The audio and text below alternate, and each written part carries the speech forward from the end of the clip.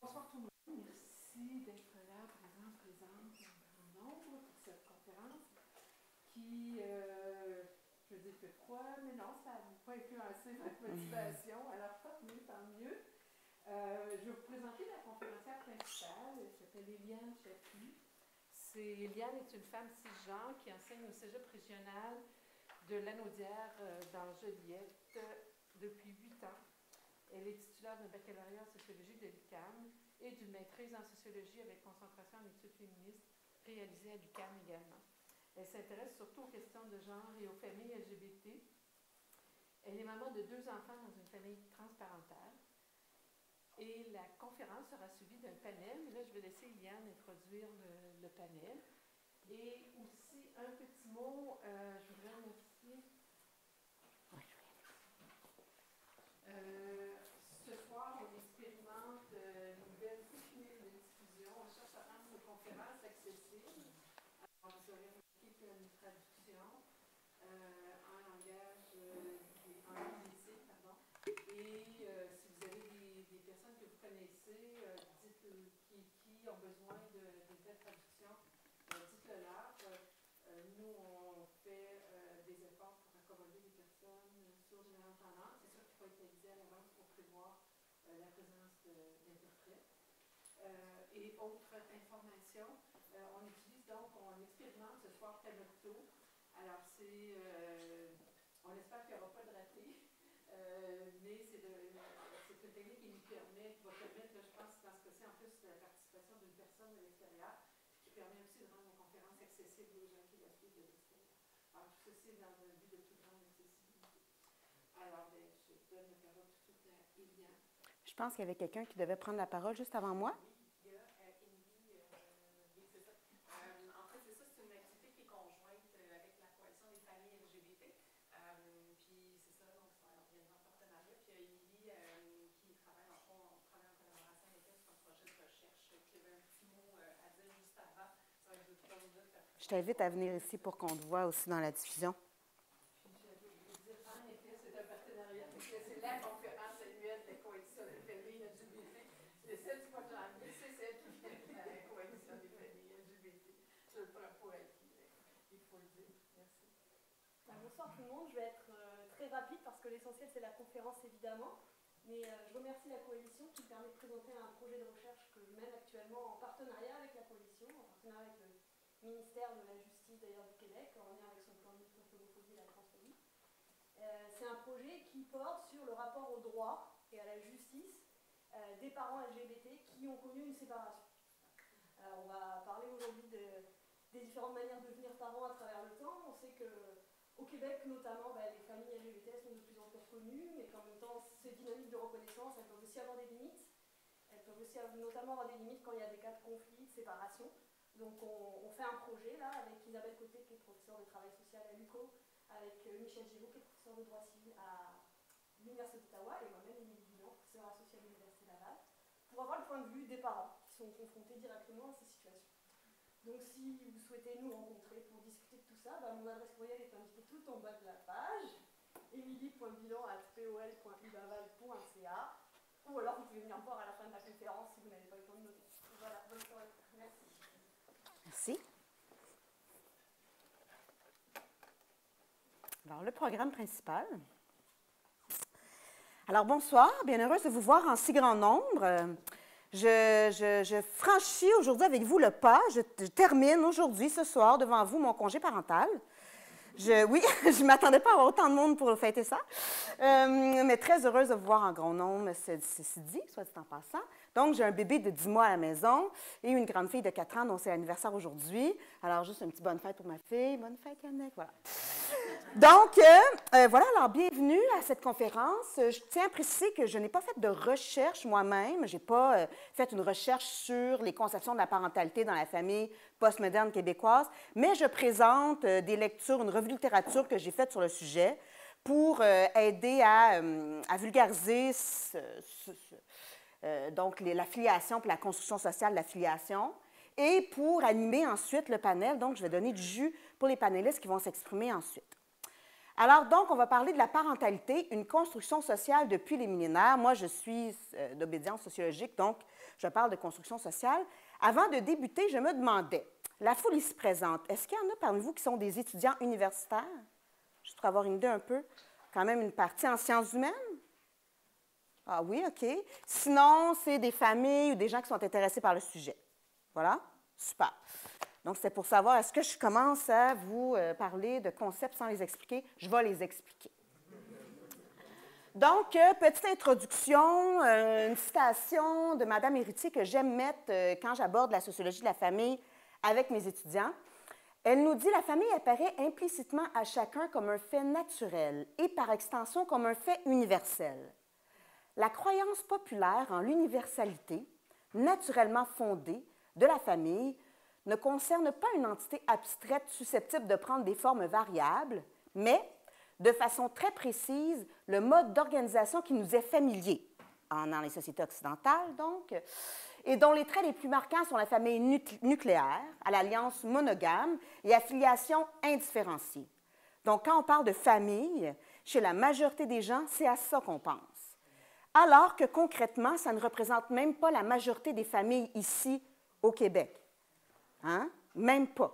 Parce que maintenant, il y a beaucoup de familles recomposées, il y a le divorce, on va parler tout à l'heure de la postmodernité, de la fragilité des couples. Alors, des familles nucléaires, d'alliances monogames et d'affiliation indifférenciée, ce n'est pas la norme actuellement, mais pourtant, c'est ce qui est dans l'imaginaire collectif le plus présent.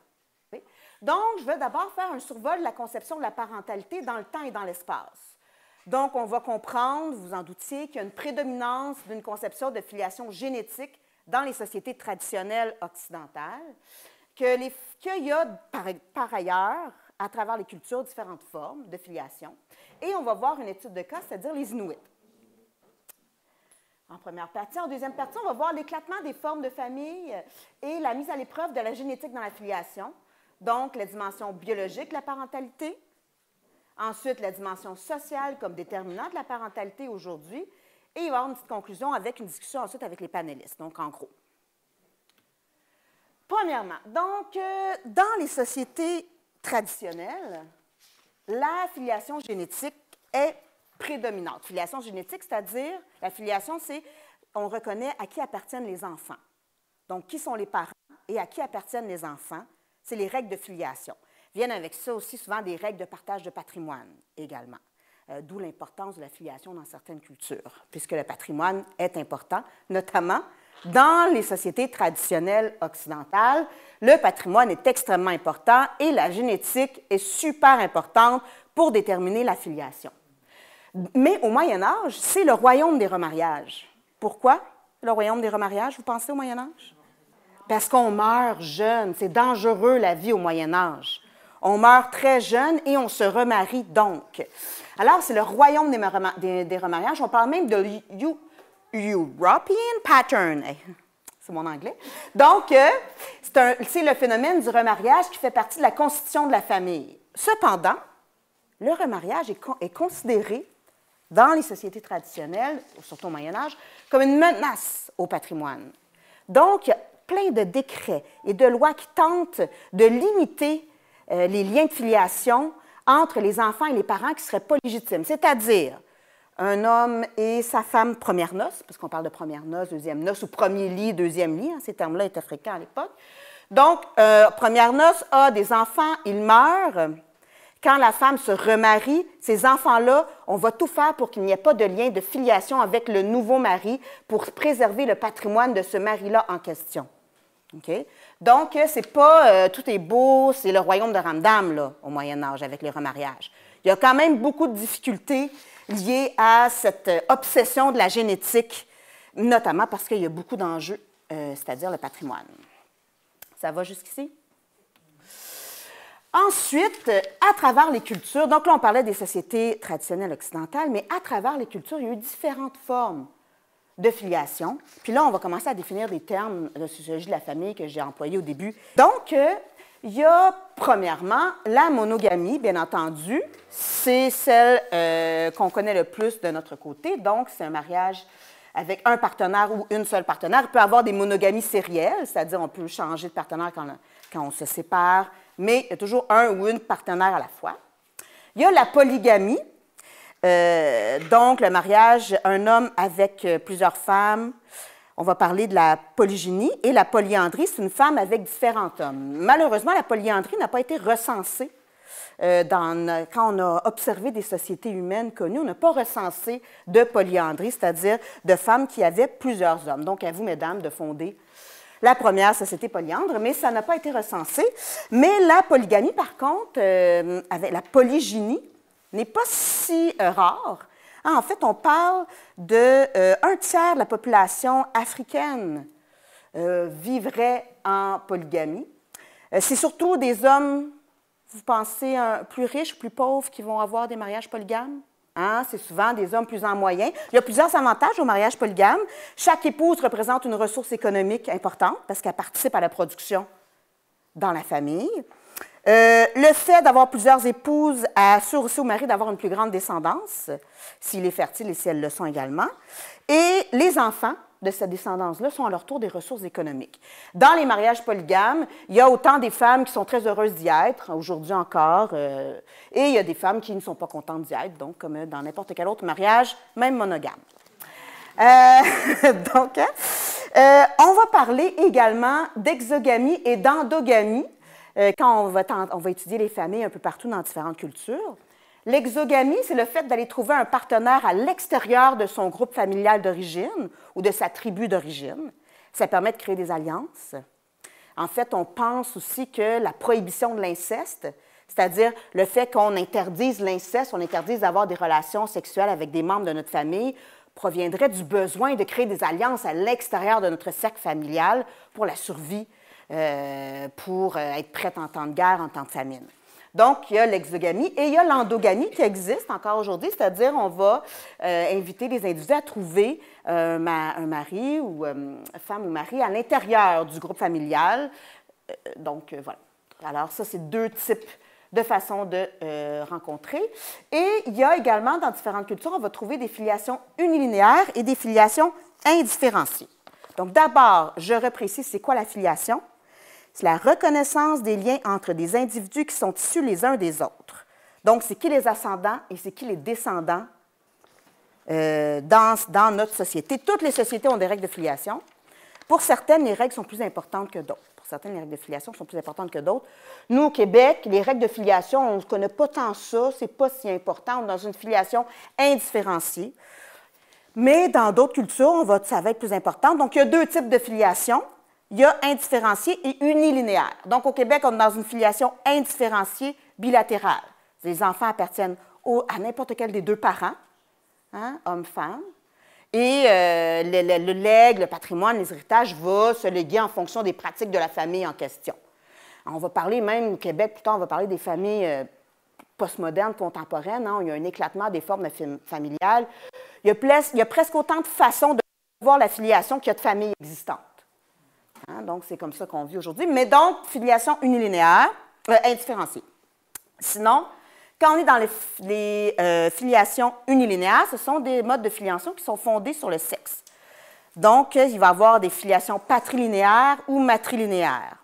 Patrilinéaire, c'est par les hommes de la famille, donc les noms, les biens, le patrimoine familial, les charges politiques, religieuses, économiques sont transmis de père en fils. Quand on est dans des filiations matrilinéaires, c'est le groupe mère-fille qui va devenir le centre de la filiation. Donc, tout le mode de résidence, d'organisation sociale va être centré autour du groupe mère-fille. Les enfants appartiennent au groupe de parenté de la mère. Mais est-ce que ça signifie que les femmes ont plus de pouvoir dans les sociétés où il y aurait une filiation matrilinéaire? Non, pas nécessairement. En fait, ne pas confondre matriarcale et matrilinéaire.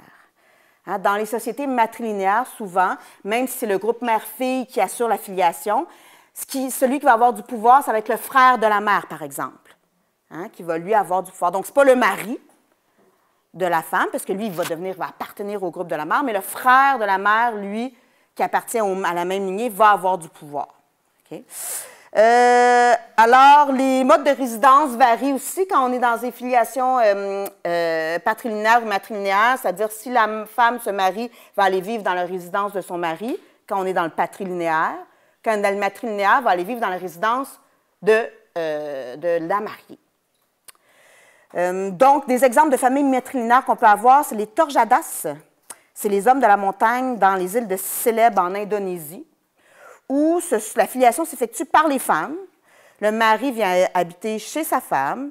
Les parents de la mère conservent l'autorité sur l'enfant. Donc, c'est les parents de la mère qui vont conserver l'autorité sur l'enfant à la naissance de l'enfant. Ça éclate nos conceptions de l'organisation familiale puis de la filiation, parce que ce n'est pas ça à quoi on est habitué. Le système de transmission du nom, des biens, va se faire donc par la mère, mais ça n'enlève rien au pouvoir des hommes dans ces sociétés. C'est des sociétés patriarcales et les guerriers ont le pouvoir quand même dans ces sociétés-là, même s'ils ne sont pas tributaires de la filiation. Est-ce que ça va, Léo, pour les définitions des mots? C'est bon? Ah, mais toutes ces façons de s'organiser là, ces façons d'organiser la famille qui varient d'une culture à l'autre, ont toujours, au final, des dimensions de la filiation qui vont être importantes. Nous, dans notre imaginaire collectif, une des dimensions qui est encore très importante, c'est la dimension génétique au niveau de la filiation. Sauf qu'à l'épreuve des faits, cette dimension-là ne donne presque plus rien dans nos règles de filiation.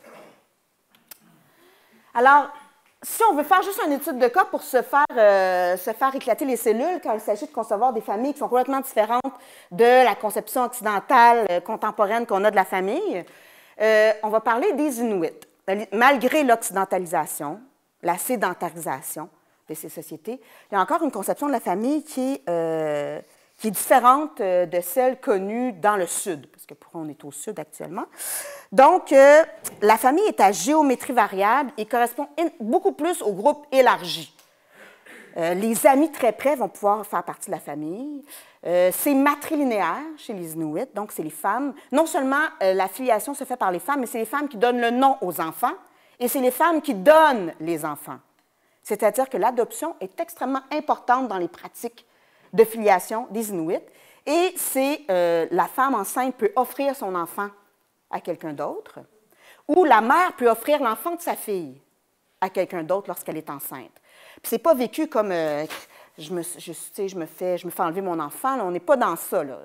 C'est vraiment, ça fait partie des pratiques et c'est pour s'assurer que tout le monde a une descendance. C'est dans le but d'avoir une bonne répartition des ressources. S'il y a un couple qui n'arrive pas à avoir d'enfants, il va se faire offrir un enfant. S'il y a un couple que ses enfants sont rendus tous un peu plus grands, puis ils n'ont plus d'enfants à la maison, ils peuvent se faire offrir un enfant. Ils peuvent se faire offrir un enfant parce que la mère l'aime beaucoup.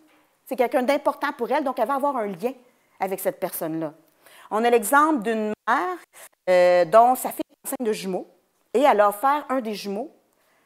Elle lui a demandé en fait de lui donner un de ses jumeaux parce qu'elle n'avait plus de petits-enfants à la maison et ils habitent très loin les uns des autres. Puis elle aimait beaucoup sa fille, puis elle voulait garder un lien avec sa fille. Sa fille lui a donc offert un de ses fils. Elle a eu 2 fils. Puis ils se retrouvent une fois de temps en temps, quand la fonte des glaces le permet, tout ça, ils se retrouvent tout le monde ensemble.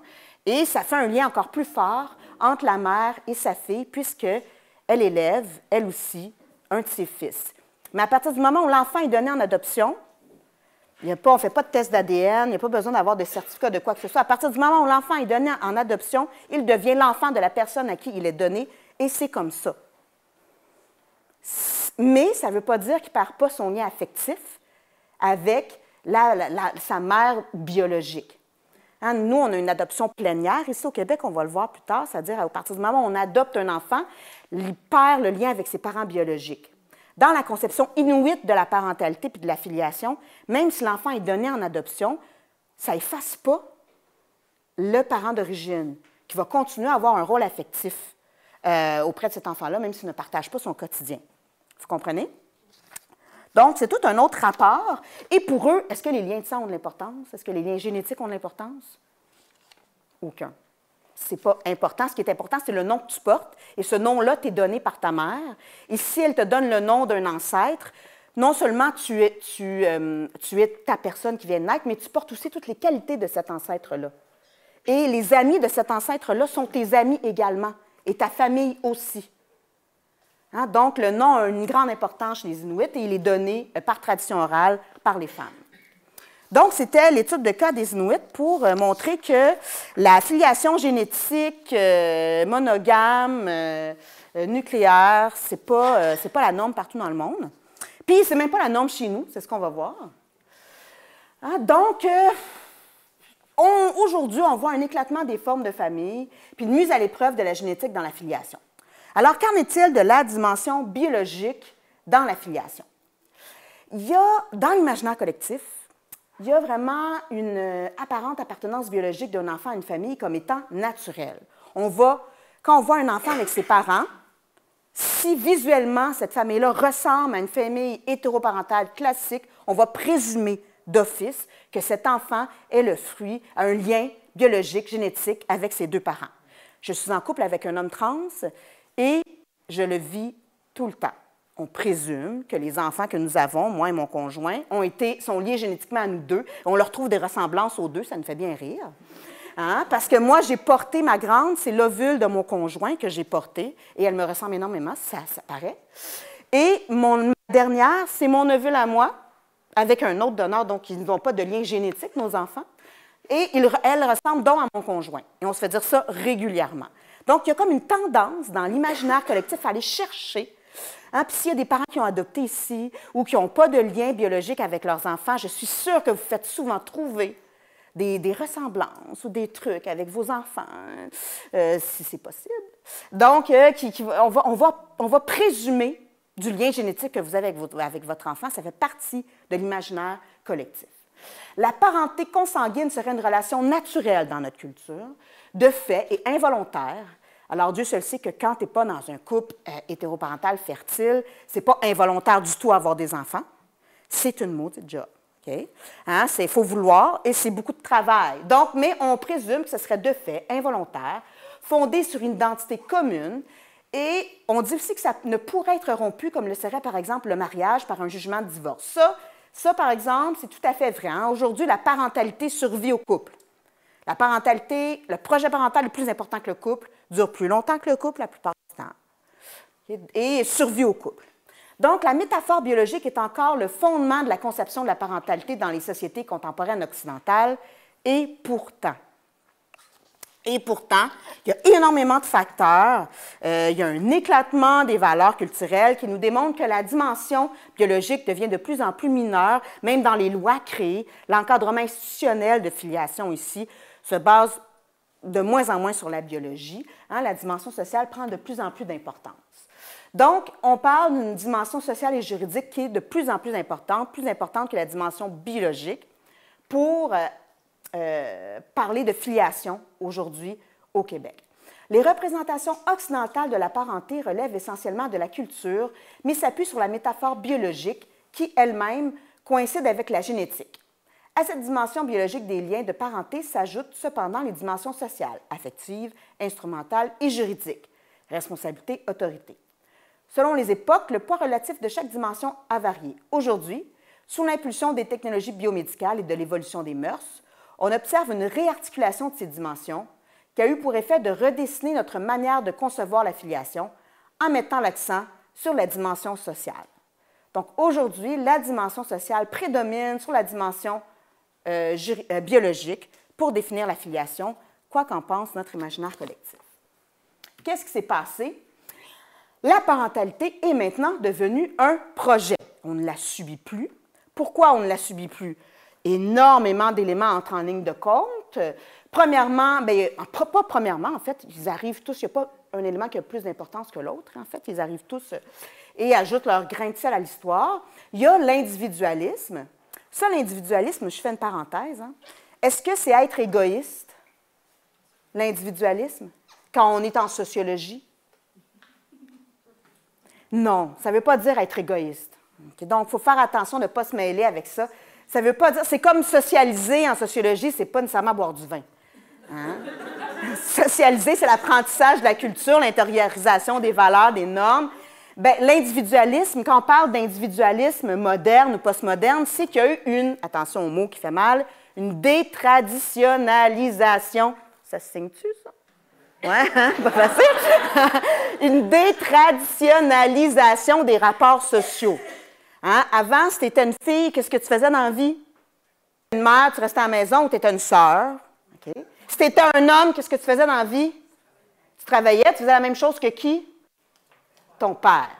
Hein? Donc, est-ce qu'on avait beaucoup de choix pour se réaliser puis se construire dans notre identité unique de bonheur intérieur? Non. Okay? Non. On avait des poids, des normes sociales strictes, donc des institutions traditionnelles qui nous définissaient dans notre identité en fonction surtout de notre sexe et de notre origine sociale. Dans la société contemporaine ou postmoderne, quand on parle d'individualisme, c'est que maintenant, l'individu est libéré en partie, a l'impression de, se pense que, espère, aimerait, okay? Est libéré donc de ses pressions et peut tenter de se construire comme il le veut. C'est ça l'individualisme. Donc, ce n'est pas nécessairement être égoïste parce que si toi, l'altruisme est une valeur importante pour toi, tu vas l'utiliser dans ta conception de ton identité et tu vas être tout aussi individualiste que quelqu'un d'autre, même si tu es très altruiste. Hein, l'individualisme, c'est le fait de pouvoir se construire, on pense que, comme on veut. Donc, dans la société contemporaine, postmoderne, on a ce plaisir-là, cette quête-là de construire son identité, un peu comme un collage. On fouille dans les valeurs, les normes sociales. On ne peut pas sortir complètement là, des normes et des valeurs existantes. Si on se crée nos propres valeurs et nos propres normes, on est un psychopathe, c'est autre chose. Mais à travers les normes et les valeurs existantes dans nos sociétés, on peut piger, on peut être baba cool punk, trouver un bar baba cool punk, des amis baba cool punk, genre des vêtements baba cool punk, puis on va être correct, on va s'intégrer dans un petit groupe. Dans une société où on peut se créer nous-mêmes, créer un être, c'est plus un impératif, ça devient un choix, et ça fait même partie de notre création identitaire. C'est-à-dire que je fais des enfants pour me réaliser. C'est un projet personnel avoir des enfants. Bon, il y a quand même des pressions sociales pour faire des enfants, ça c'est un autre sujet. Surtout pour les femmes en général, il va y avoir une pression pour faire des enfants. Mais quand même, maintenant, c'est un projet, c'est un choix, avec le droit des femmes également. Hein. Donc l'individualisme a permis l'avènement des droits humains. Parce que si on a le droit d'être qui on veut, comme on veut, bien moi, si mon orientation sexuelle est différente, j'ai le droit. Si je suis une femme, j'ai le droit d'avoir des droits aussi. Si j'ai un handicap, j'ai le droit d'avoir des droits. Donc, tout ça existe grâce à l'individualisme. Alors, ce n'est pas nécessairement être égoïste. Hein? L'individualisme a permis l'avènement des droits humains. Donc, des droits des femmes, ce qui a permis justement aux femmes de dire, bien, j'en veux ou j'en veux pas d'enfant, c'est moi qui décide. Hein? Puis, bien, avec ça, la contraception. Fait que maintenant, la sexualité, la procréation, c'est plus lié à la sexualité. On peut faire l'amour sans faire des enfants. Et il y a toute la procréation médicalement assistée aussi, qui a permis même de faire qu'on peut faire des enfants sans avoir de relations sexuelles. Okay? Donc, ça l'ouvre toute une autre façon de vivre le projet parental. Donc, juste un petit peu d'histoire. Au Québec, jusque dans les années 80, dans la filiation, parce que tout ça a un impact sur la filiation, j'y arrive, il y avait des enfants dits illégitimes et des enfants légitimes. Les enfants illégitimes, c'est des enfants qui étaient issus d'une union non reconnue par l'État ou par l'Église, ou les deux en même temps. Et les enfants légitimes, c'est les enfants qui étaient officiellement reconnus. À partir des années 80, c'est fini, ça n'existe plus, ça, des enfants illégitimes. Okay, ça ne se peut plus. Tout enfant est légitime. Il y a un parent qui va être déclaré, ça peut être un père inconnu, une mère inconnue, peu importe, mais il y a un parent qui va être déclaré et cet enfant-là est légitime. Donc, on arrive à un moment où le questionnement autour du parent s'est déplacé de la légitimité du statut parental vers celui de la désignation des vrais parents. Donc maintenant, on ne dit plus l'enfant est légitime, le parent est légitime, c'est qui les parents de cet enfant-là? Quels sont les vrais parents de cet enfant-là? Comment décider qui a le droit d'être les parents ou pas de cet enfant-là? Ce sont des grandes questions qui se sont mises à habiter le Québec à partir des années 80-90. Et on voit l'avènement de la famille élective. Donc, quand le projet conjugal devient le projet parental. Donc, aujourd'hui, le couple n'est pas le fondement de la famille. Le fondement de la famille, c'est l'enfant. C'est d'avoir un enfant. On n'a même pas besoin d'avoir un couple pour avoir un enfant. Okay? Le projet parental prédomine sur le projet conjugale. Le point de départ de la famille, c'est plus le couple, mais c'est l'arrivée de l'enfant. Pourquoi? Bien, parce qu'on se retrouve dans une fragilisation du couple. Je vous parlais de l'individualisme tantôt, là. C'est quoi l'objectif d'un individu quand il construit son identité? Oui, hein, le bonheur. Le bonheur, c'est important. Non seulement c'est important, mais c'est aussi un poids, hein, le poids d'être heureux. Donc, on veut être heureux, on veut se réaliser, c'est super important. Et quand on est en couple, il faut que l'autre participe à notre réalisation de soi et notre bonheur, sinon il prend le bord. Hein? Donc, il y a des négociations constantes dans les couples, des compromis, puis c'est difficile, là. C'est difficile, les couples postmodernes. C'est toute une job, là. Parce qu'en plus de ça, on se fait imposer la monogamie. Est-ce que c'est vraiment ça dans le fond? Mais là, il y a un éclatement aussi des formes de couple. Peut-être que le polyamour, ça me correspond plus. Peut-être que c'est donc bien capitaliste, la monogamie, puis patriarcale.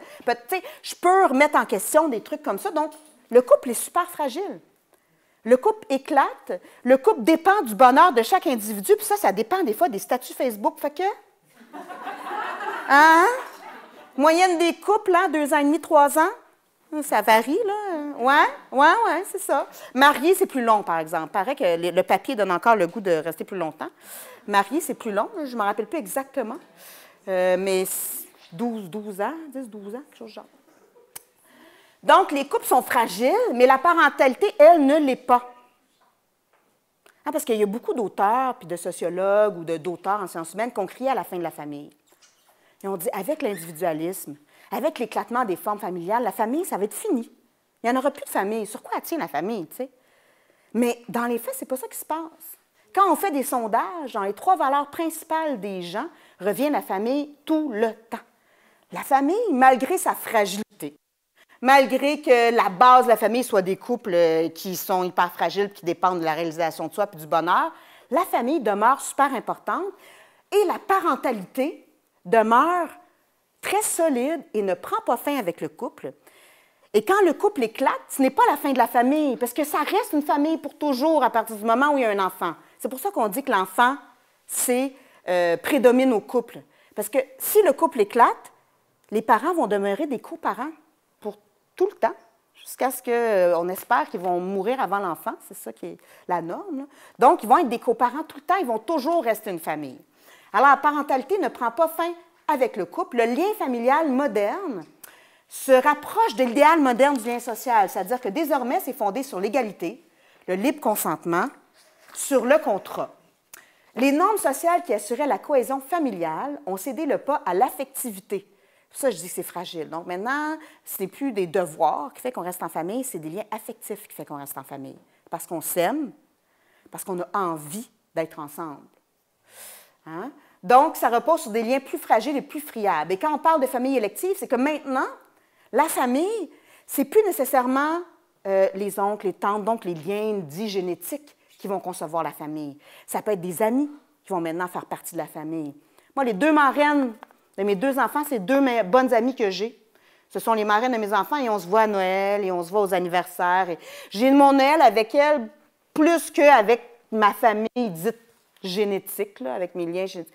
Donc, c'est plus important pour moi, puis je ne suis pas un hurluberlu, là. Quand on en discute, il y a énormément de gens que les liens d'amitié, ça devient leur famille élective, élective comme élue.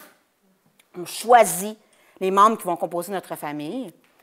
Et donc, on va se baser sur l'affectivité pour construire notre famille. Alors, c'est maintenant l'enfant qui fait le parent et non plus le parent qui fait l'enfant. Alors, de rien, mais c'est songez ce que je viens de dire là. OK? Donc, qu'est-ce qui nous démontre, hein, qu'est-ce qui peut nous voir, qu'est-ce qui nous permet de témoigner du fait qu'en effet, la dimension génétique n'est plus centrale dans notre conception de la parentalité puis de la filiation, que maintenant, c'est la dimension sociale qui est le déterminant. Il y a différents éléments dans la société qui nous témoignent de ça, notamment les nouvelles technologies de reproduction. Ces technologies-là jettent un flou d'abord sur les liens biologiques. On peut avoir affaire à un donneur de sperme, à une donneuse d'ovules. Moi, mes enfants ont été conçus avec 2 donneurs différents, puis on s'en contrefiche. Ce n'est pas quelque chose d'important dans notre famille ou dans notre conception de la famille ou dans l'histoire de notre famille. Hein, les liens biologiques ne constituent en rien la base de notre ciment familial. On a fait affaire avec des donneurs. Il y a des donneurs, dons d'ovules, dons de sperme, gestation pour autrui. Donc, vraiment, il y a vraiment un flou maintenant au niveau des liens biologiques. Donc, si on base la filiation sur les liens biologiques, on perd une partie des familles existantes. Ça permet une rupture, donc, entre la relation sexuelle et la procréation. On n'a plus besoin d'avoir de relations sexuelles pour procréer. Donc, avant, on n'avait plus besoin de faire des enfants si on faisait l'amour. Maintenant, on n'a même plus besoin de faire l'amour pour avoir des enfants. Pas besoin de passer par là. Puis, je vous le dis, pour avoir passé par la procréation assistée, c'est loin d'être l'amour, là. La conception de tes enfants. Moi, je me rappelle plus d'un spéculum froid, puis non. Donc, il y a une rupture entre la relation sexuelle et la procréation, et on peut avoir une parentalité différée. Qu'est-ce que vous pensez que je veux dire par là, une parentalité différée? Exactement. Donc, on peut geler le sperme, geler les ovules, on peut geler les embryons. Donc, il peut y avoir des frères, sœurs, dits génétiques, qui vont naître des années plus tard, peut-être même pas dans le même couple ou dans la même famille. Hein, c'est possible. Donc, si on se base sur la génétique pour définir qu'est-ce qui est un frère et qu'est-ce qui est une sœur, on perd énormément, ça devient complètement abstrait, ça devient complètement flou. Moi, des fois, on me dit, il y a des gens maladroits qui vont dire « Ah, mais tes enfants, dans le fond, ce n'est pas des sœurs. » Je dis « Ben oui, c'est des sœurs. Ils ont les mêmes parents. » C'est ça, des sœurs ou des frères, une fratrie. Ils ont un parent qui est le même. Bon, c'est ça. Ça serait beaucoup plus logique, ça, que de dire, ben si, tu sais, le donneur de sperme de ma fille, s'il a fait d'autres enfants, ça serait plus la sœur de ma fille. Non. C'est pas logique. C'est complètement abstrait. Donc, on a maintenant la parentalité différée qui participe également à faire éclater la dimension génétique de la filiation. Un autre élément à prendre en considération qui nous permet encore de constater à quel point la dimension sociale prend de l'importance, c'est l'adoption. Au Québec, on a, je le disais tantôt, l'adoption plénière. Ça serait peut-être un autre. On va voir dans les défis plus tard, hein, mais au Québec, on n'a pas la triparentalité, ça n'existe pas. Pluriparentalité non plus. Donc, on a l'adoption plénière. Quand on adopte un enfant, il perd son lien complet avec les parents d'origine pour avoir un lien avec les parents adoptifs. Dans l'histoire du Québec, on adoptait beaucoup au Québec. Ça faisait que, quand on adoptait des enfants, on pouvait garder secret. Hein, donc, préserver l'imaginaire de filiation génétique au sein des familles, puisque même si notre enfant est adopté, il ne le savait pas. On pouvait ne pas lui dire, on pouvait l'apprendre seulement en tant qu'adulte, qu'il avait été adopté, ce qui crée des drames. Les experts se sont penchés là-dessus dans les années 70 pour dire que c'était vraiment mauvais pour le développement des enfants. D'ailleurs, tous les drames qu'il y a eu là, sur les dons d'ovules, puis les dons de sperme, puis les enfants issus de la procréation assistée, comment c'était mauvais pour eux. En fait, souvent, dans les études, quand il y avait du problème, c'est quand il y avait eu des secrets au niveau de l'histoire de conception. Quand l'histoire de conception est claire, il n'y a pas de drame ou de vide que l'enfant va ressentir dans son identité. Son identité va être claire, son histoire de conception va être claire. C'est le secret qui semble poser difficulté dans les histoires de conception. Alors donc, l'adoption plénière, c'était comme ça, jusque dans les années 70. Après, on s'est mis à être plus transparent, puis il y a tout le mouvement retrouvailles au Québec, on s'est mis à permettre aux parents d'origine de retrouver les enfants qu'ils avaient donnés en adoption et tout ça. Puis là, aujourd'hui, en plus, c'est vraiment, jusqu'à dernièrement, les parents qui avaient donné des enfants en adoption qui ne voulaient pas être retrouvés devaient aller dire qu'ils ne voulaient pas être retrouvés, parce que maintenant, ce qui prédomine, c'est le droit des enfants de retrouver les parents d'origine. Hein? Donc, vraiment, il y a un éclatement à ce niveau-là au Québec. Et un autre élément qui nous a fait nous rendre compte qu'à quel point on n'était plus dans cette logique-là de « je veux absolument que mes enfants ont l'air d'être nés biologiquement de moi puis de mon mari », c'est l'adoption internationale. À partir du moment où il y a une montée en flèche de la popularité de l'adoption internationale, c'est beaucoup plus difficile de faire semblant que cet enfant est issu génétiquement des deux parents hétérosexuel classique qui a cet enfant-là, puisqu'il n'est pas de la même origine ethnique que sa famille adoptive. Donc, la popularité de l'adoption internationale remet aussi en question cette conception de la filiation génétique comme étant la base de notre filiation. Et aussi, institutionnellement, il y a la reconnaissance des parents de même sexe. À partir du moment où on reconnaît la possibilité d'avoir des parents du même sexe, on oublie la filiation qui est totalement génétique, à moins que vous n'avez pas compris encore comment ça se fait les enfants, puis que j'ai besoin de l'expliquer. Les parents de même sexe ne peuvent pas concevoir génétiquement des enfants qui vont être liés biologiquement aux deux parents. Okay. Voilà. Donc, tout ça nous démontre que dans la société actuellement, effectivement, la dimension sociale est devenue un déterminant important de la parentalité. Les institutions se sont donc arrimées à cette conception-là. Et notre conception institutionnalisée de la famille reflète que la dimension sociale de la filiation est plus importante. Donc, qu'est-ce qui fait un parent aujourd'hui? Hein? Quand le projet parental devient le fondement de la filiation, cet investissement de la logique familiale actuelle induit une disqualification de l'organisation généalogique qui nous sert culturellement d'ancrage pour symboliser la différence des sexes, des âges et des générations. Il se réalise sur la base d'une dissociation, d'une désimbrication conceptuelle entre la famille et l'organisation généalogique de la parenté. Exit l'arbre généalogique. Hein, c'est ça aussi. Ça va confronter beaucoup de monde. Oui, mais on ne peut pas faire notre arbre généalogique. C'est important. Puis, il y a des études qui démontrent même qu'avec des parents qui adoptent, ils vont tenter quand même de trouver des liens puis de construire un arbre généalogique parce que ça demeure important dans l'imaginaire collectif. Puis moi, j'ai de la belle famille, hein, la famille de mon chum, puis j'ai ma famille à moi. Puis ils connaissent l'histoire de conception de nos enfants. Mon bébé de 10 mois est lié génétiquement à moi.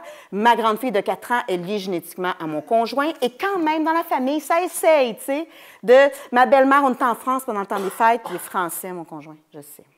Bon, après. Donc, on était en France pendant le temps des fêtes. Puis là, on cherchait comment ma grande fille ressemblait au grand-père, par l'arrière-grand-père. Puis là, on me faisait l'arbre généalogique de ma grande fille. Puis je me disais, une chance que mon bébé parle pas, puis qu'on ne comprend pas trop. Parce qu'elle aurait pu se sentir exclue. Tu sais? Et puis, elle était là, mon bébé, puis il l'aime, là, en plus de ça. Il l'aime beaucoup. Hein? Il n'y a pas de rejet du tout de Milan, mais ils ne se rendent pas compte de ce réflexe. Hein, d'arbre généalogique avec Yannick, alors que Milan apporte le même nom de famille, puis elle appartient autant à notre famille, tu sais, puis ça va être autant notre descendante. Mais il y a ce réflexe-là, hein, d'organisation généalogique de la parenté, mais quand même, donc, il y a tout un éclatement du projet de la filiation génétique, parce que cette filiation-là, en fait, reflète une vision où il y a binarité, hein, homme-femme, c'est vraiment ça. Ça s'inscrit dans une vision binaire de la société homme-femme et hétérosexuelle. Donc, il y a un éclatement de cette dimension. Comment ça se définit? Comment se définit la parentalité aujourd'hui? Sur quoi ça se base? Bien, on va surtout concevoir la parentalité dans le lien affectif qu'il y a et l'accompagnement au quotidien. C'est ça qui va définir la parentalité aujourd'hui. Donc, c'est qui prend en charge l'enfant au quotidien? Qui s'en occupe? Qui s'occupe de ses besoins? Qui se réveille la nuit? OK? Qui s'en va à l'hôpital tout inquiet parce que l'enfant fait 40 de fièvre depuis 3 jours? C'est ça la parentalité aujourd'hui. Donc, c'est affectif la parentalité aujourd'hui. C'est qu'il y a un lien affectif avec l'enfant. À partir du moment où tu crées un lien affectif avec l'enfant, que tu as un accompagnement quotidien, tu peux être en course pour la filiation avec cet enfant-là. Il y a aussi des dimensions juridiques qui maintenant se sont adaptées à l'éclatement des formes de famille aujourd'hui. On va voir qu'il y a des défis encore, mais permettent la reconnaissance des familles. Puis parfois, il y a quand même des dimensions biologiques lorsqu'il y a des conflits. Lorsqu'on se retrouve en cours pour certains trucs, là, la génétique va devenir un argument, va reprendre le dessus, on peut faire des tests d'ADN. Ça reste encore, ce n'est pas complètement parti. Mais le rôle de prise en charge au quotidien puis l'affectivité devient quand même assez central dans ce qu'on considère comme être un parent. C'est quoi un parent aujourd'hui? C'est ça. On demande aux gens c'est quoi un parent. Avant de parler de génétique, ils vont parler de ça. Donc, le fondement de la filiation aujourd'hui, c'est le projet parental. Ça marque un recul du système généalogique, donc qui était une structure basée sur une différenciation des sexes et des générations. On s'entend qu'il y a cette structure-là et le projet parental devient le fondement de la filiation. Les panélistes qui vont nous parler plus tard, je suis sûre, vont nous parler de leur projet parental quand ils ont décidé d'avoir un enfant. Voilà. Ça va jusqu'à là? Je ne suis pas trop pire. Ah, c'est bon, juste 15 minutes.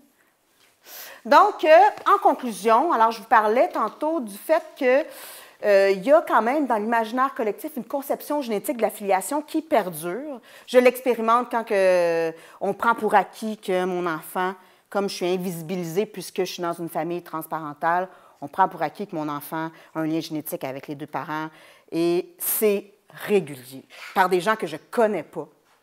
Donc, je ne sais pas de quoi. Ils de commencer à me parler de mon ascendance ou de ma filiation, mais ils le font, c'est un réflexe, on se sent même pas mal. Donc, c'est encore très présent dans l'imaginaire collectif, la conception génétique de la filiation, ce qui fait qu'il y a encore des défis. Parce que quand on se met à parler de pluriparentalité, là, on éclate complètement la conception génétique de la filiation. Puis là, ça, il y a des résistances. Hein? C'est comme ça serait plus grave qu'un enfant ait plus que 2 parents, ça serait plus grave, hein? Ça, c'est bien, bien dangereux, ça. Hein? Parce qu'il ne pourrait pas être lié génétiquement. Mais là, ça ne tient plus, cet argument-là.